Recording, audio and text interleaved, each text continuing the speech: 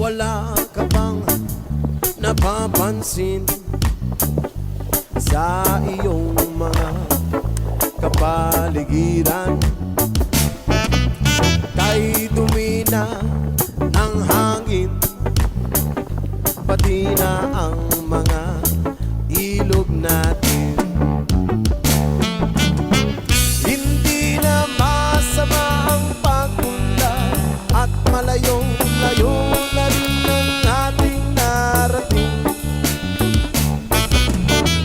Ngunit masdan mo ang tubig sa dagat, dati kulay asin, ngayon'y naging itim.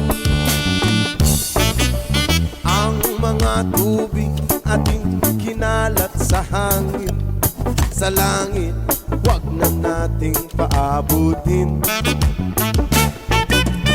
Upang kung tayo'y pumanaw man sa riwang hangin, sa langit natin matitikman.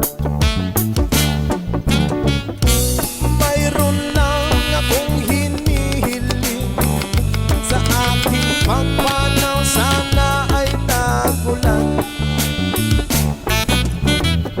Gitara ko ay aking dadalhin upang sa ulap na lang tayo magkantahan. Ang mga bata ngayon lang isinilang, may hangin pa kayang matitikman? May mga puno pa kaya silang aakyatin?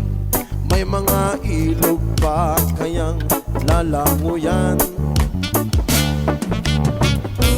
Bakit di natin pag-isipan ang nangyayari sa ating kapaligiran? Hindi na masama ang pagpuntas kung hindi nakakasira ng kalikasan. Darating ang panahon, mga ibong gala ay wala nang madadapuan.